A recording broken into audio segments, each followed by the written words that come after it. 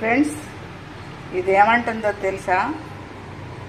సొగసు చూడతరమా, నా యొక్క రుచిని చూడతరమా అంటుందండి. సో ఈ కూర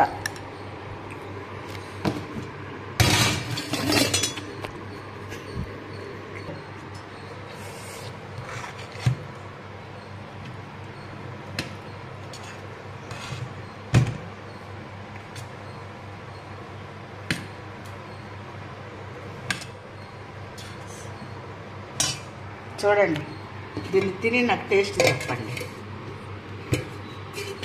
బాగుంది, చాలా సూపర్ టేస్ట్.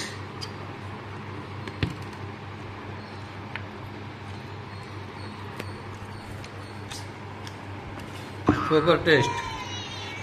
బాగుందా? అయితే థ్యాంక్ యూ.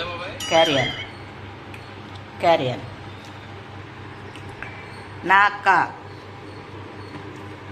మా పేరు అత్తలేదు అందరూ. నత్తలో పచ్చిశనగపప్పు కూర ఎట్లా ఉందో చూసి మీరందరూ కామెంట్ చేయండి. Thank you so much. నా యొక్క వీడియో మీకు నచ్చితే లైక్ చేయండి, షేర్ చేయండి, సబ్స్క్రైబ్ చేయండి. సబ్స్క్రైబ్ చేసేటప్పుడు గంట బెల్ వస్తుంది, దాన్ని క్లిక్ చేయండి. తర్వాత ఆల్ వస్తుంది, దాన్ని క్లిక్ చేయండి. నేను పెట్టే నోటిఫికేషన్స్ మీకు ఎప్పుడు అందుబాటులో ఉంటాయి. ఫ్రెండ్స్ నేను ఏదో బిజినెస్గా ఏం చేయట్లేదు, నేను తినేదే మీకు అప్పటికప్పుడు ఇన్స్టెంట్గా చేస్తాను కనుక అన్ని సెటప్ అంతా చేసుకోను. కేవలం వీడియో కొరకు కాదు, నేను ఏం కూర వండితే ఆ కూర మీకు ఇంట్లో పెడుతున్నానండి. Thank you so much. Hello అండి, నమస్తే. ఇప్పుడు నేను మీకు ఒకటి చూపిస్తున్నాను. ఇదేంటో గెస్ట్ చేస్తారని అనుకుంటున్నాను. సో చూడండి, ఇప్పటి వరకు నేను చెప్తున్నాను కదండి, ఒక ప్రీ ప్లానెడ్గా మీకు వీడియో పెట్టాలని నేను రాను. నేను ఇంట్లో కూర చేసినప్పుడు మాత్రమే మీకు పెడతాను. నేను ఏం తింటున్నానో అట్లాగే మీకు చూపిస్తా. సో వెల్కమ్ టు ద చిన్ని జాయ్ఫుల్ హోమ్ గార్డెన్. నేను మీ సరోజనాకేనండి. ఇప్పుడు యాక్చువల్గా వర్షాకాలం కదండి, స్నేల్స్ దొరుకుతాయి నత్తలో. ఇసుకో ఆ నత్తలు తీసుకొచ్చారు. ఇప్పుడు అది కడిగాను శుభ్రంగా, అవన్నీ తీపిచ్చి తీసుకొచ్చారు. దాన్ని కడిగాను, ఉప్పేసి లాస్ట్లో కాస్త మజ్జిగ వేసి కూడా కడిగాను. మజ్జిగ వేసినప్పుడు, పసుపు వేసినప్పుడు ఏంటంటే అందులో ఉన్న జిగురు వచ్చేస్తుంది. సో ఆ నీళ్ళన్నీ వాడిపోయిన తర్వాత నేను కొంచెం పసుపు, ఉప్పు వేసి మళ్ళీ ఇట్లా ఉడకబెడుతున్నాను. దీంట్లోకి కొంచెం నేను పచ్చెనగపప్పు తీసుకున్నాను, నానబెట్టాను. అట్లాగే 2 మీడియం సైజు ఉల్లిగడ్డలు, 4 పచ్చిమిరకాయలు కట్ చేసి పెట్టాను. సో ఈ యొక్క నత్తలు ఉడికిన తర్వాత ఈ నీళ్ళన్నీ అబ్జర్వ్ అయిపోవాలి. ఈ నత్తలు ఉడికిన తర్వాత నేను వాటిని కూర చేస్తాను. ఓకే, వెయిట్ చేయండి, నేను మళ్ళీ మీకు చూపిస్తాను. ఫ్రెండ్స్, ఇప్పుడు ఇవి చూడండి, ఇవి ఆల్రెడీ దగ్గరకు వస్తున్నాయి కదా. చూడండి, ఇవి కూడా బాగా ఇంకిపోతున్నాయి. ఎందుకంటే ఈ నీళ్లు పడేస్తే మనకి ఇందులో ఉన్న బెనిఫిట్స్ అన్నీ పోతాయండి. సో అందుకని దగ్గరకు వచ్చింది కదా, దీన్ని ఇట్లా పెట్టేస్తున్నాను. ఇప్పుడు ఇంకోటి పెట్టాను, దీంట్లో మనం కూర చేసుకుందాం. సో నూనె పోస్తున్నాను, ఒక 2 స్పూన్స్ అంతా. బాయిల్ అవనిద్దాం. బాయిల్ అయింది కదండి, ఆయిల్ బాయిల్ అయింది. ఇప్పుడు ఈ పచ్చిమిరకాయలు వేస్తున్నాను. ముందు మట్టి కుండ కదండి, కొంచెం జాగ్రత్తగానే వేసుకోవాలి. మనం బాగా ఒత్తడి గిన్నెల్లోనూ ఇండాలియం గిన్నెల్లో అయినట్టు మనం వేసుకోవద్దు, చక్కగా ఉడికిపోతాయి, ఏం కాదు. సో కరివేపాకు అవి బాగా ఫ్రై అయిన తర్వాత వేయాలని పెద్ద రూల్ ఏం లేదు. దీంట్లో వేసి తిప్పుకుంటే అన్నీ చక్కగా ఫ్రై అయిపోతాయి. దీన్ని చూద్దాం మరి. సో ఫ్రెండ్స్, దీంట్లో కొంచెం పసుపు ఆల్రెడీ నేను దాంట్లో వేసాను, కొంచెం తగ్గించుకుని వేసుకుంటే సరిపోతుంది. తర్వాత కాస్త ఉప్పు ఆల్రెడీ మనం ఉప్పేసి కడిగాము, ఉప్పేసి ఉడకబెట్టాము కనుక ఆ ఉప్పుని కాస్త చూసుకుని వేసుకోండి. ఎప్పుడైనా నేను చెప్తా, ఉప్పు కారాలు మనం తినే దాన్ని బట్టి ఉంటుంది. సో ఇంకోటి ఏంటంటే ఈ ఉడికేటప్పుడు పసుపు ఉప్పు వేస్తే ఇంకా తొందరగా ఉల్లిగడ్డ ఉడుకుతుంది. సో దానివల్ల కూడా మనం వేసేసుకుంటే మట్టి కుండ నీరులాగా వస్తుంది కదండి. అందుకనే మనం ఇండాలియం గిన్నెలాగా ఫ్రై అనుకో. చూడండి ఇది ఈ ఉల్లిగడ్డలో చూడండి నీరు ఎట్లా వస్తుందో. అందుకనే మనం ఫ్రై అంటే ఈ గిన్నెలు మాడిపోతాయి, పగిలిపోతాయి. సో చూడండి ఉప్పు వేయగానే ఎంత నీరు వచ్చిందో. సో ఇది ఉడకనిద్దాం. బాగా ఉడికిన తర్వాత వేసుకుందాం, కారం వేద్దాం. ఫ్రెండ్స్ ఇదిగోండి చూడండి వాటర్ ఎట్లా వస్తుందో.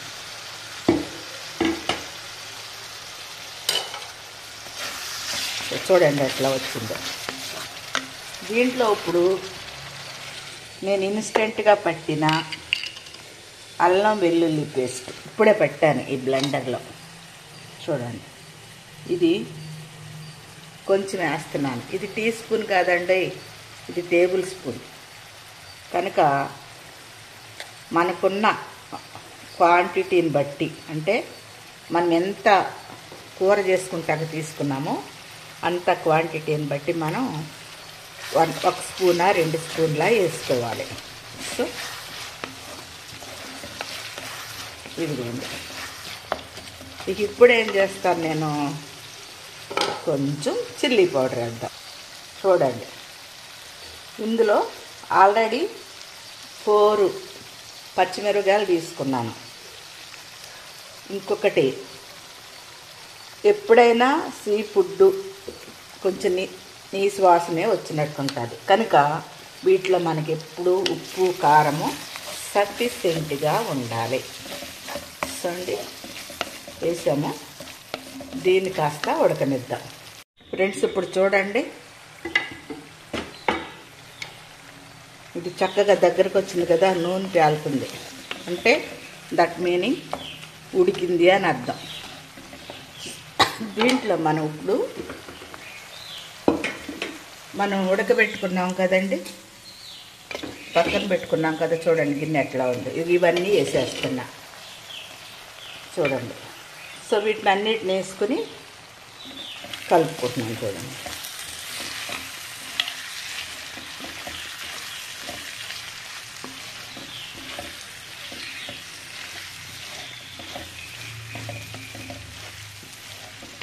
కలుపుకున్నాక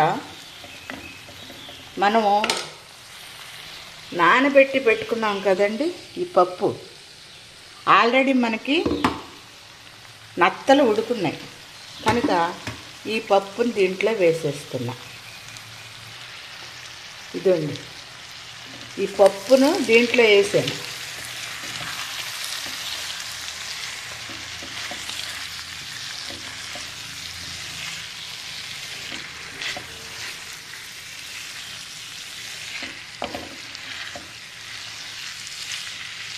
అయితే ఇక్కడ ఒక విషయం మీరు గుర్తుపెట్టుకోవాలి.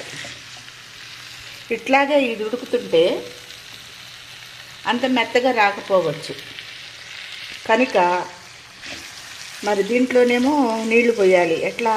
చన్నీళ్ళు పోస్తే ఈ గిన్నె పట్టమని పగిలిపోద్ది కదా. అందుకని నేనేం చేశాను, ఇది ఇక్కడ కొంచెం వాటర్ బాయిల్ చేశాను.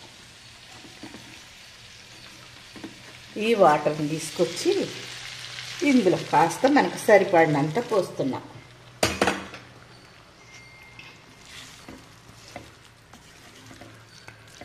చూడండి ఇది కాస్త ఉడికితే, ఆల్రెడీ నానుంది పప్పు, కాస్త ఉడికితే ఈ యొక్క పప్పు రసము ఈ యొక్క నత్తల రసము అంతా మనకి గ్రేవీలోకి వస్తుంది. సో మనకి కూర దగ్గరికి వచ్చిందిక. లాస్ట్లో మాత్రం మనం దగ్గరికి చూడండి ఆయిల్ ఎట్లా వస్తుందండి. ఎప్పుడైనా కూర ఉడికింది అని అనుకుంటాకి మనకి ఆయిల్ పైకి రావాలి. చూడండి ఆయిల్ పైకి వస్తే మన కూర అయిపోయినట్టే. అంటే మీరు అనొచ్చు కూర అయిపోయింది కదా ఎందుకు కొంచెం వేసారంటే, ఇప్పుడు మనం ఈ పప్పు వేసాం కదా, ఇది హాఫ్ నానబెట్టాం కనుక హాఫ్ మాత్రమే మెత్తగా ఉంది, ఇంకా కొంచెం పలుకుంది అది. మరి అది కూడా ఉడకాలంటే ఇందులోకి వెళ్ళాలి, ఇది నానాలి, ఈ రసాన్ని అది పీల్చుకోవాలి. సో కనుక దానికి పక్కాగా మనం బాయిల్డ్ వాటరే పోయాలండి. సో దీన్ని మనం ఇట్లా ఉడకనిద్దాం ఒక 5 నుంచి మట్టికుండ కదా 5 to 7 minutes. లిడ్ పెట్టేస్తున్నాం. ఫ్రెండ్స్, నా నత్తల కూర రెడీ అయిపోయింది. చూడండి, ఇందులో కాస్త మసాలా పొడి వేస్తున్నాను, 1.5 స్పూన్ అంతా. నేను ఇన్స్టెంట్గా పెట్టుకుంటానని చెప్తున్నాను కదా ఎప్పుడు, అది. సో అట్లాగే లాస్ట్లో కొత్తిమీర.